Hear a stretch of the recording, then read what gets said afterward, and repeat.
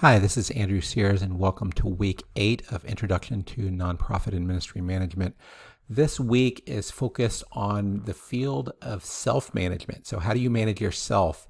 One way of summarizing, why did we put this at the end, would be if weeks 1 through 6, we're providing a survey or a map of your degree program and the overall field of nonprofit management or ministry.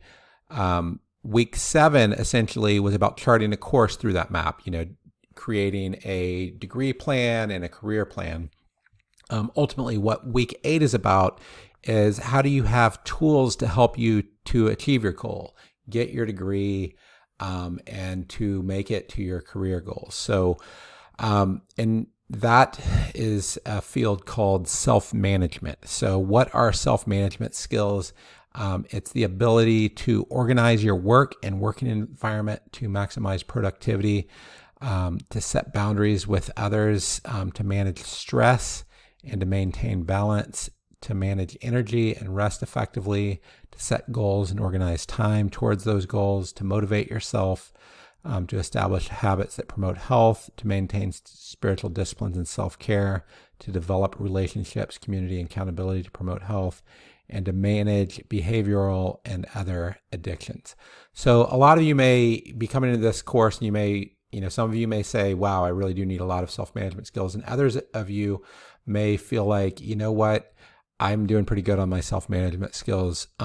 Part of why we want to teach this is there's particular self-management skills that can be particularly helpful, especially for online courses and for being a student in this type of context. So there's also tools that we want to provide to you that as you train others, you can teach them these self-management skills. So one of these, and I'm going to give a survey of some of the material we're going to cover in this course, but you're going to go in this lesson for this week, but you're going to go into it in more depth through some of the readings. So this is kind of like an outline of some of the readings that you're going to cover and the topics that are going to be covered in these readings. So one of the key ideas is the difference between fixed mindset and growth mindset and the idea of neuroplasticity. I was born in the 70s and then in the 80s, everything, they're learning a lot about genetics and everyone thought you're just born with a certain amount of intelligence. And I've also had a lot of my friends did drugs in high school and, they thought, well, because I did drugs, I destroyed my brain and therefore I'm just stuck with that. And those are all fixed mindset. So it's, that's something you're born with, it's fixed. And ultimately, you're afraid, your challenges are that you get into your course and you may realize that you may lack the skills. You might tend to give up easily. You might say, well, I just can't do it. The importance of, effort. And let me just go through these. So what's happened is over the past 20 or 30 years, they realized that genetics, and my wife's actually has her doctorate in biology, so I've learned a lot about this. Genetics is only a very small part of what actually determines a lot of these things, and most scientists actually say genetics are maybe about a third of what is going to determine things. But the reality is that the bigger thing is that if you work hard, the idea of neuroplasticity is your brain's kind of like Play-Doh. It can get, put in a bad shape, but if you reshape your brain, it's not that different from your body. Your brain, so say, some of those you're working with, or even possibly yourself, you may have partied hard in your teen years or your 20s, and you may say that, my brain's just done. It's not like that. It's more like, whenever I was in my 20s, I didn't eat very well, and I got to where I was overweight, and I had to start watching my weight, and I got my body back in shape. You can do the same thing with your brain. It takes a lot of work. It takes a lot of mental exercise, but you can improve it. So, what we're trying to do is to get students to move from this fixed mindset to a growth mindset, and to recognize that if you just put a lot of effort into things and you work harder, then it can make a big difference. And ultimately, how do you view setbacks? How do you view feedback?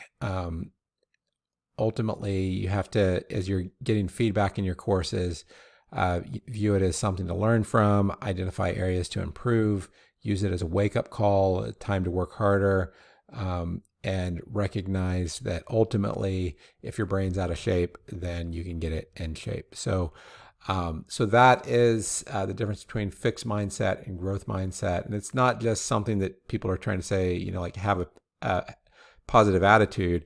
The reality is the science has backed up that the reality is our brains are neuroplastic and their brains can heal themselves and you can rewire your brains. Now, another thing, a good number of our students come in and they say that they have attention deficit disorder. And we have an article about the attention deficit trait. I think probably more than 80% of our students come in having an attention deficit trait. Now, what the difference is with attention deficit trait is that it's primarily caused by being in a distracted environment. If you run a nonprofit, especially if it's serving at-risk communities, you are in a distracting environment. Your environment is going to put a lot of pressures on you to be distracted. So that means you're going to deal with this attention deficit trait. That's why I say 80% of our students are dealing with that. Now, if you have a fixed mindset, you're going to say, well, I just have ADD and I can't do anything about it because it's genetic. I have 2 boys with ADD and it's, the genetics are a part of it. I still think it's probably in their case less than a third of it, and there's a lot of things that you can do. During the COVID season, one of my sons has been studying at home, and we've just had to set up his work environment so that there's no distractions. In his room, there's no distractions. He's staring at a desk. He knows he can't open up web browsers to other windows, and he eliminates any sort of interruption. And ultimately, what you can do is you can control your environment to a certain extent. So try to shape your environment. So the way you address attention deficit trait is you take a growth mindset and you say, there's certain aspects of my environment that I can't change. I'm working in a nonprofit that has a lot of interruptions, but I can do things like put a sign on my door to say that I can't be interrupted, or talk to family members and to say between the hours of 8 and 10 p.m. do not interrupt me. Treat it like I'm at work, and you can set up boundaries like that. Other things with nutrition and working on executive function skills. That's like creating checklists. With my boys both focusing on nutrition and working with them on checklists, then that helps them deal with that fact. And ultimately, if you're not organized and you have a challenge with organization, what you need is systems to create organization for yourself. And that's what executive function skills really are about.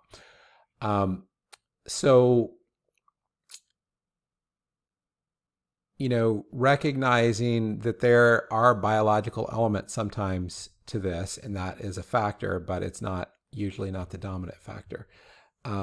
So that's something just to recognize that is important. So I already talked about a lot of the implications for study environment. I'm just going to give you some of those. So have extremely strong boundaries for your study environment. So fixed hours, you should expect to spend 17 hours per week per course. That's an accreditation requirement. If you have a 3-credit course, it's supposed to take you 135 hours on average for students.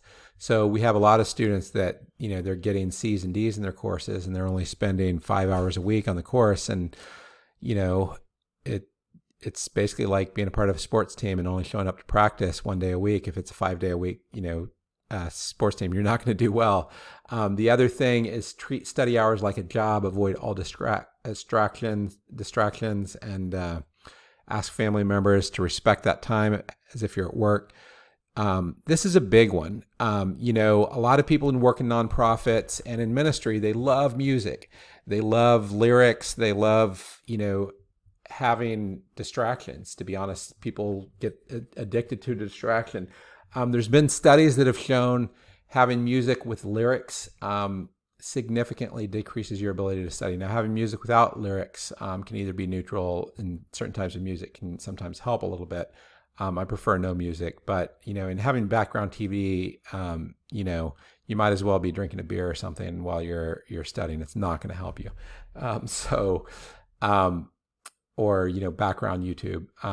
Close web browsers on any non-school related websites, especially social media or news. The other thing that you can do is keep your mobile phone out of the room if it's a distraction, or turn off notifications. Every time you get a text, it's going to be a distraction. Close email and remove notifications on your computer. There was a study that was done, and I don't know how scientists do these studies, but they had one group of people try to do work after they smoked one joint of marijuana. Another group of people try to do work, and they were getting regular email notifications. And they checked the productivity of the two groups, and they found that the people that were getting regular email and text notifications had as bad or worse productivity than the people who smoked a joint of marijuana. So recognize that's important. I turn off notifications. All my notifications on email are always off. I only look at my email whenever I, need to.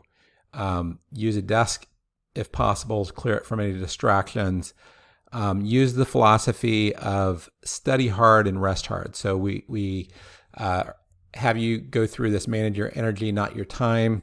Part of how you do that is you take energy by taking restful breaks. So walking, exercise, prayer, worship. Don't do websites, TV, video games, or social media. There's been studies that have shown that the best athletes in the world, the difference between the best athletes in the world and other athletes isn't their ability to perform while they're working hard. It's that the best athletes were able to rest twice as productively, so to speak. And ultimately, that's, if you want to improve your performance, focusing on how do you rest so that it's actually restful is really, really important. In the past couple of years, that's what I've been spending my effort on is trying to figure out how do I, rest so that I'm resting in ways that really help me recover. And then if you're going to do rewarding things after studying, do them after studying, not before. We have a video that talks about the dopamine detox. With dopamine, it is your study molecule. It's your focus molecule. It's also your fun molecule. So if you do your things like, watch YouTube or play video games before studying, then you're going to spend all your dopamine. And it's kind of like eating dessert before your meal. It's going to ruin your meal. So now with that, let me just give an overview of your assignment for this week. It's basically to come up with a self-management plan. The first part is we just want you to reflect on the content from this week. So you're going to write content summaries, 2 to 4 pages for each of them. Write a summary of the key lessons and how to apply them in your life. There's a video and reading by Tony Schwartz. You can combine those into one response. And what you do is put, the reading or video title, the summary, the application as a student. How could this help you as a student with City Vision? What concrete actions could you do? An application in general, what needs to change, what concrete actions. And so that's going to be the 2 to 4 pages at the beginning, and then write up a plan for self-management. Based on the material in this course, develop a plan for your own self-management to help you succeed as a student in City Vision, in workplace, and in life. And be sure to answer the following: what self-management skills you need to focus on? What is your plan to grow in these self-management skills? Are there mentors, books, groups, or things that can help you improve in your self-management? Accountability. I have, friends who have issues with social media, and they'll say, I'm not going to use social media for 2 weeks, and then, having accountability with that. And then how will you use these self-management skills to help you succeed as a student with City Vision? How you adapt your degree plan to help you develop these self-management skills. We have some courses like technology, life balance, and addiction that are focused on these. What concrete steps will you commit to improve your own self-management? Now, one thing to note is this is a major project. It's worth 4 times the points of other assignments, so plan accordingly. So if you have any questions, remember this is the final project in this course. And if you have any questions, ask your faculty member. Thanks a lot.